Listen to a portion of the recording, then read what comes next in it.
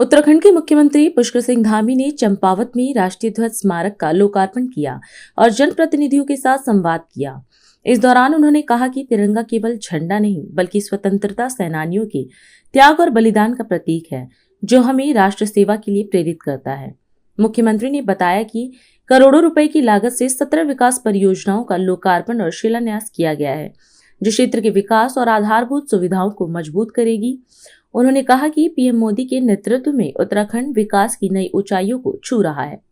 ये राष्ट्रीय ध्वज जो आज जिसका अनावरण हुआ है, ये केवल एक तिरंगा नहीं है, बल्कि हमारे स्वतंत्रता संग्राम सेनानियों के त्याग, हमारे वीर जवानों के बलिदान, देश की एकता और अखंडता और स्वाभिमान का जीवंत प्रतीक है। जो राष्ट्रीय ध्वज यहाँ पर आज इसका अनावरण हुआ है, ये तिरंगा हम सभी को राष्ट्र सेवा, कर्तव्य निष्ठा और देश के लिए निरंतर समर्पित होकर, एक वे होकर राष्ट्र की उन्नति के लिए, राष्ट्र के विकास के लिए, राष्ट्र के काम के लिए, समाज के काम के लिए निरंतर प्रेरणा देता रहेगा।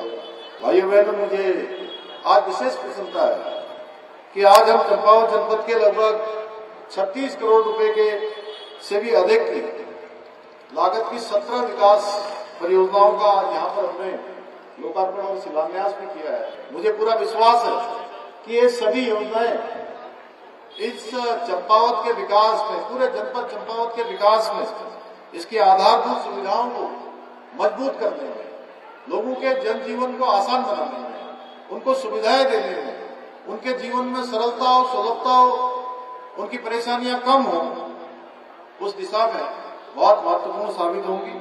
इसके साथ साथ सांस्कृतिक, सामाजिक और आर्थिक रूप से हमारे इस जनपद को नई गति प्रदान करेंगे। भाइयों बहनों, आदरणीय प्रधानमंत्री श्री नरेंद्र मोदी जी के कुशल नेतृत्व और मार्गदर्शन में हमारा प्रदेश भी विकास और समृद्धि के दिशा में लगातार नित नए कीर्तिमान स्थापित कर रहा है। अनेक योजनाएं हमारी स्वीकृत हो रही है, अनेक योजनाएं आगे बढ़ रही है। हमारी सरकार ने गांव से लेकर शहर तक, किसानों से लेकर युवाओं तक और विशेष फोकस हमारी मातृशक्ति से लेकर श्रम शक्ति तक, यानी कि जो हमारे मजदूर, हमारे सामान्य वर्ग के लोग, गरीब वर्ग के लोग हैं, उन सभी को ध्यान में रखकर और व्यापारियों से लेकर कर्मचारियों तक समाज के हर वर्ग के लिए अनेक जन कल्याणकारी योजनाएं बनाई हैं और उन्हें तेजी से केवल योजनाएं बनाई नहीं है, बल्कि उन योजनाओं को धरातल पर उतारने का काम भी किया है। आप सबको पता है, हम सब जो योजनाएं शुरू करते हैं उनको अवश्य पूरा करते हैं, बीच में कोई योजना नहीं छोड़ते।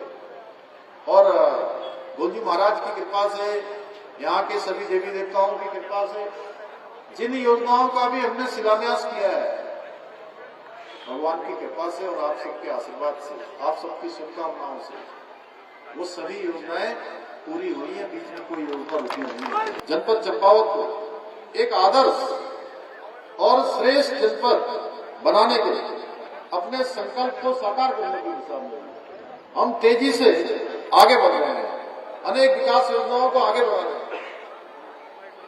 जहां हमने एक और गोलजी कॉरिडोर निर्माण किया, आप सबको पता है गोलजी का ये स्थान है, यहीं से गोलजू सब जगह गए, तो गोलजू का कॉरिडोर चंपावत में अवश्य बनना चाहिए। भाइयों बहनों, इसके अतिरिक्त जिला अस्पताल चंपावत में यहाँ स्वास्थ्य सुविधाएं अच्छी होंगी, हर एक नागरिक को अपनी स्वास्थ्य की परेशानियों के लिए अन्यत्र न जाना पड़े, यही उनको सुविधाएं मिले। जिला अस्पताल चंपावत में 20 करोड़ रुपए की लागत से 50 बेड के क्रिटिकल केयर ब्लॉक का निर्माण भी यहाँ कराया जा रहा है। इसके साथ ही जिला अस्पताल में 5 करोड़ रुपए से अधिक की लागत से सीटी स्कैन मशीन स्थापित की जा चुकी है और एमआरआई मशीन की स्थापना की कार्रवाई भी तेजी से चल रही है। एमआरआई के लिए भी बाहर नहीं जाना पड़ेगा। भाइयों बहनों, शहर की सुविधाओं को आधुनिक बनाने के लिए लगभग 17 करोड़ रुपए की लागत से भूमिगत विद्युत लाइनों का निर्माण कार्य भी यहाँ किया जा रहा है। साथ ही चंपावत नगर क्षेत्र के 9 वार्डों में 240 करोड़ रुपए से अधिक की लागत से पेयजल आपूर्ति व्यवस्था को मजबूत किया जा रहा है। पुनः एक बार मैं आप सभी को आज के इस अवसर पर राष्ट्रीय ध्वज के अनावरण की हार्दिक शुभकामनाएं देता हूँ। आज हम इस कार्यक्रम में आपसे विदा लेते हैं। आप अन्य खबरों के लिए बने रहे। राष्ट्र सर्वप्रथम, वंदे मातरम, जाग उठा है भारत। राष्ट्र सर्वप्रथम